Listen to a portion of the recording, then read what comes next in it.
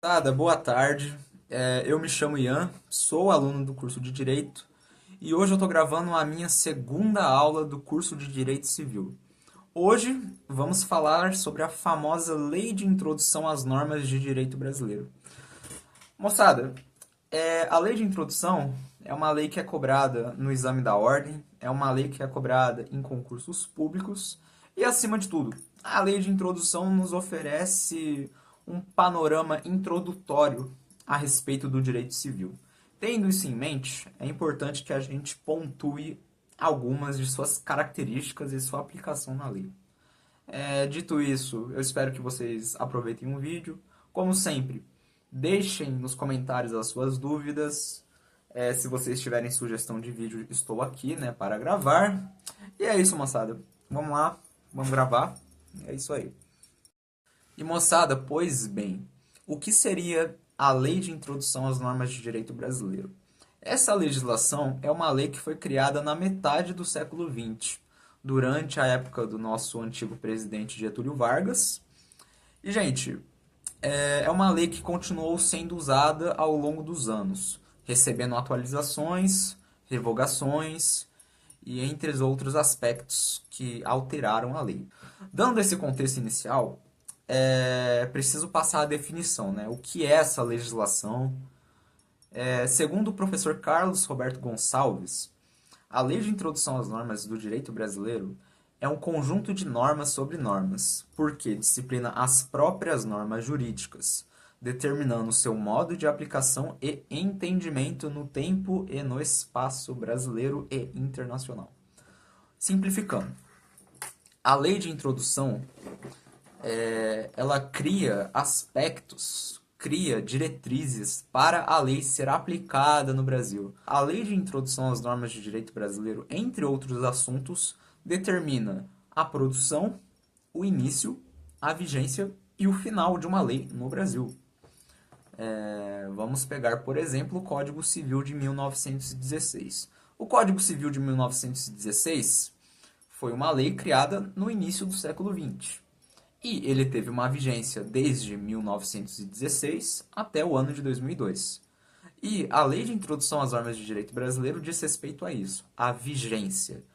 Ao início da norma, quanto tempo ela produziu efeitos legais aqui no Brasil, e o seu fim, a sua revogação. Quando uma lei é revogada, isso quer dizer que, de certa forma, ela encontrou um fim, não produzindo mais efeitos legais no país. E moçada, tudo bem.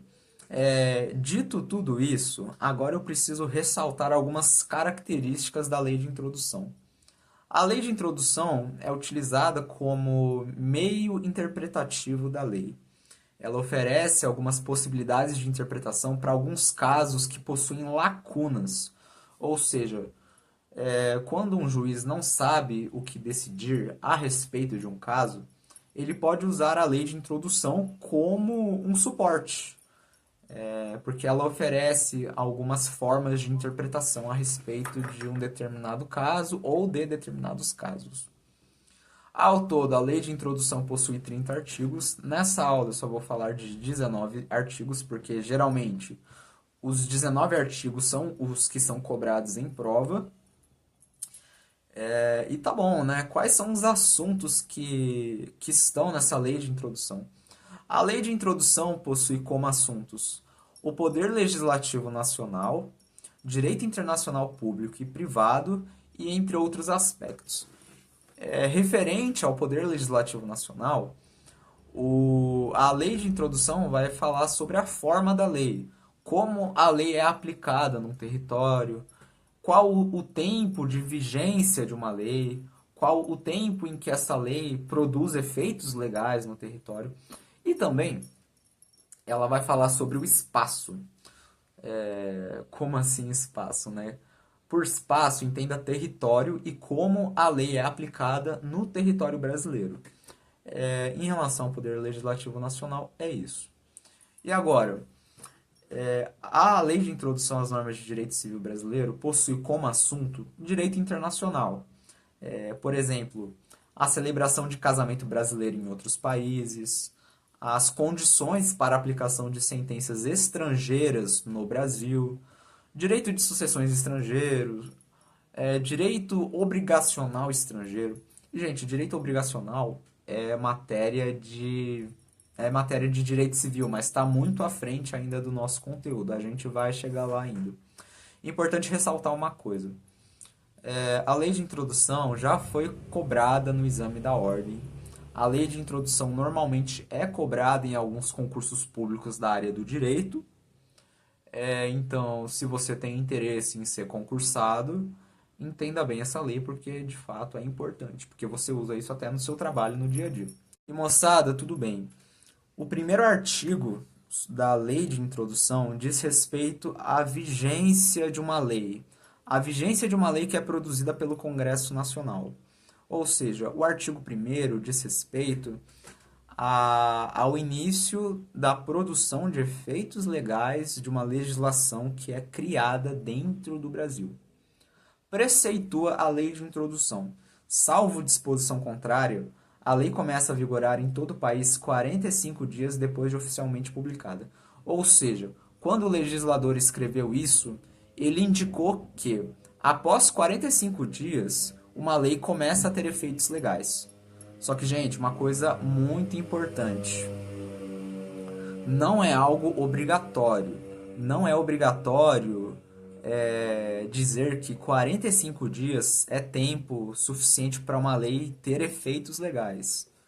É só caso se essa lei não estiver disposta. É só caso não haver disposição legal sobre o início da vigência da lei. Então, tudo bem.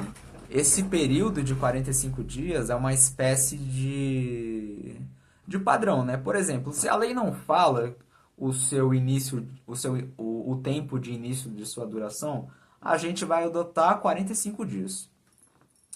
E é isso. Agora, logo em seguida, o artigo 1º também traz a seguinte disposição. Nos estados estrangeiros, a obrigatoriedade da lei brasileira, quando admitida, se inicia 3 meses depois de oficialmente publicada. O parágrafo 1º é referente a direito internacional público. Ou seja, moçada, quando o Congresso brasileiro faz uma lei a respeito dos outros países, dos estados estrangeiros, essa lei é incorporada aos outros países depois de 3 meses de sua criação. Para o território nacional tem um período de 45 dias e para o território estrangeiro tem a duração de 3 meses. O artigo 1º se refere a isso, a respeito da vigência de uma lei. E um conceito que também é cobrado nos concursos, vacatio legis. Vacatio legis é o período compreendido entre a publicação de uma lei e o primeiro início de sua vigência. Ou seja, esse intervalo de tempo, né? Esse período em que a lei é publicada e o período que ela começa a ter vigência. E, moçada, sobre o princípio da continuidade de uma lei. O princípio da continuidade está disposto no artigo 2º da Lei de Introdução. Não se destinando à vigência temporária, a lei terá vigor até que outra a modifique ou revogue.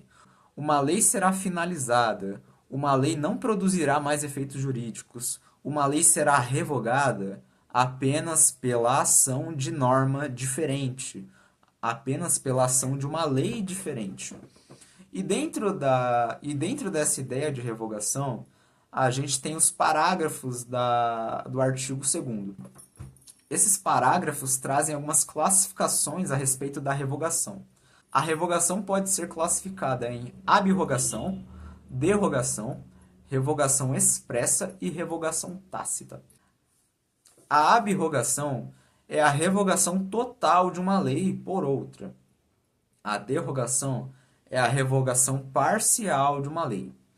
Então, gente, para você saber a diferença, é só saber o quanto essa lei foi revogada. Foi revogada totalmente? É abrogação. Foi revogada parcialmente? É derrogação. E seguindo nessa ideia de revogação, a gente tem a revogação expressa. A revogação expressa é o que está expressamente declarado na lei revogadora. A. Norma tal não é mais vigente no país. A revogação é explícita. A revogação está expressa na lei revogadora, resultando, portanto, na revogação explícita da antiga lei. A revogação tácita é quando a norma revogadora é implícita quanto à revogação. A revogação decorre da incompatibilidade entre as normas. Eu acho que pode ser um pouco difícil de entender, mas vamos pegar essa seguinte palavra, incompatibilidade. A revogação tácita acontece quando uma nova lei apresenta disposições, apresenta normas que são incompatíveis com a forma de funcionamento de antiga lei. Por exemplo, Lei A é lançada e temos aqui também a Lei B. Lei A não é mais vigente porque B não é compatível com as diretrizes de A. Então, a revogação tácita gira em torno dessa ideia de incompatibilidade. E moçada, eu acabei de dizer que uma lei pode ser revogada, mas também existe a possibilidade de ela voltar, dela ter sua vigência restaurada. Isso é o que a gente chama de repristinação. A repristinação é um fenômeno jurídico legislativo, onde uma nova lei restaura a vigência de uma outra lei revogada por norma revogadora anterior. Para entender todo esse rolê, eu coloco essa imagem. Nessa imagem, temos a Lei A. A Lei A foi revogada pela Lei B. Porém, a Lei C revogou a norma B, revogou a Lei B e fez com que a Lei A retornasse. Então, toda essa relação de revogação, de vigência, a gente dá um nome de repristinação. É um conceito um tanto complicado. Eu peço que você observe essa imagem com bastante atenção. E moçada, tudo bem. Teoria da necessidade social da lei, características da lei. Tudo isso remete ao artigo 3 da Lei de Introdução. Pois bem, preceitua a Lei de Introdução. Ninguém se escusa de cumprir a lei, alegando que não a conhece. Isto é, para o Brasil, para o governo federal, você, brasileiro, brasileira, não pode alegar que não conhece a lei. A lei, tecnicamente, teoricamente, num mundo ideal, a lei é de conhecimento geral. E tudo bem. São algumas das características da lei: a generalidade, a imperatividade, a permanência e a competência. O que vale falar aqui, nesse momento, é a teoria da necessidade social da lei. A professora Maria Helena Diniz fala o seguinte: as normas têm que ser conhecidas para que melhor sejam observadas. É uma postura mais analítica, né? A norma não deve ser conhecida porque é imperativo, porque é um dever. Não. A norma tem que ser conhecida para que bons efeitos sociais sejam gerados. E moçada, tudo bem. Lacunas da lei. Uma lacuna da lei é quando a lei se mostra omissa, é quando a lei se mostra insuficiente, enigmática, para um determinado conflito jurídico. Por exemplo, a lacuna da lei se mostra quando não há previsão legal para determinada situação jurídica. Preceitua a lei de introdução. Quando a lei for omissa, o juiz decidirá o caso de acordo com a analogia, os costumes e os princípios gerais do direito. Quando, frente a uma situação, um juiz se mostrar incapaz de solucionar o caso, ele pode recorrer à analogia, ou aos costumes, ou aos princípios gerais de direito. Nesse caso também entra a equidade, mas eu não vou falar da equidade aqui porque é um pouco extenso. Então eu só vou falar desses três institutos jurídicos: analogia, costumes, enfim, né? E vamos lá, gente. A analogia é assim definida: é a aplicação de uma norma próxima ou de um conjunto de normas próximas a uma situação jurídica, não havendo uma norma prevista para determinado caso. Exemplificando, você, fulano, enquanto juiz, se você se deparar com uma situação em que não há previsão legal, uma situação que não está no Código Civil, que não está no Código de Processo Civil, você pode fazer uso da analogia. Ou seja, você pode fazer uma espécie de comparação, comparar essa situação a normas semelhantes que remetem ao que está acontecendo dentro de tudo isso. Os costumes podem ser conceituados como as práticas e usos reiterados com conteúdo lícito e relevância jurídica.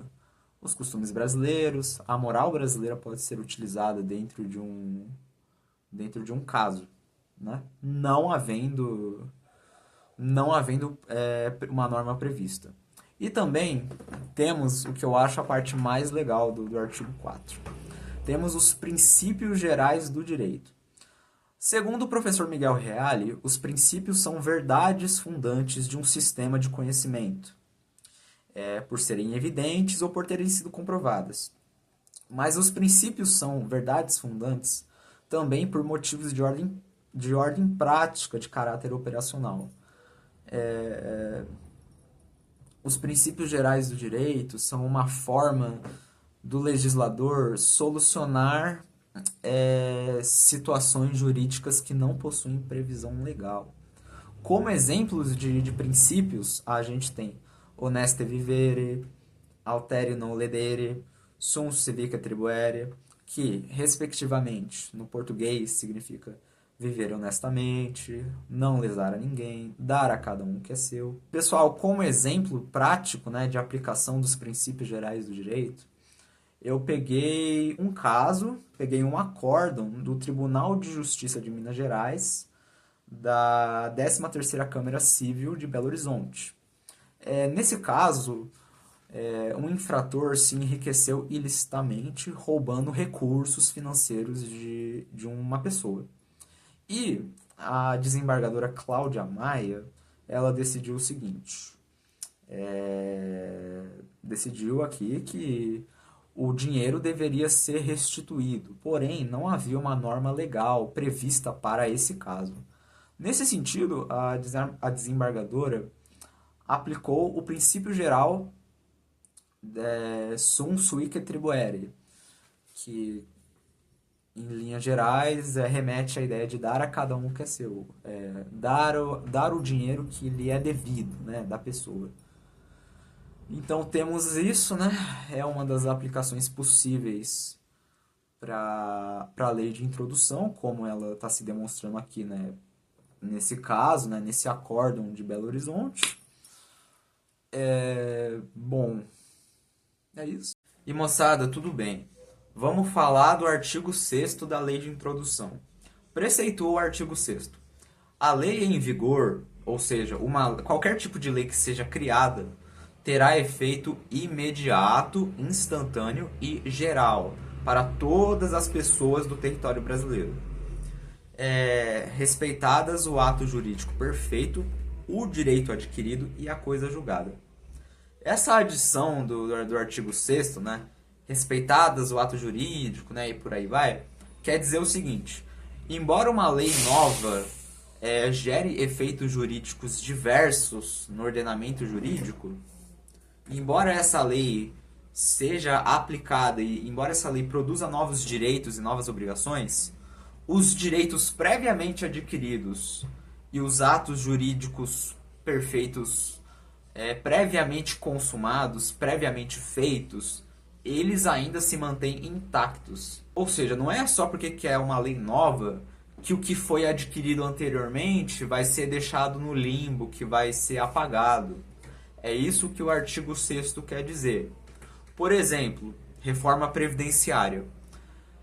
Previamente à reforma previdenciária, a gente tinha como regra o seguinte: fulano, para se aposentar, tem que ter tal idade. Porém, após a reforma, a idade aumentou.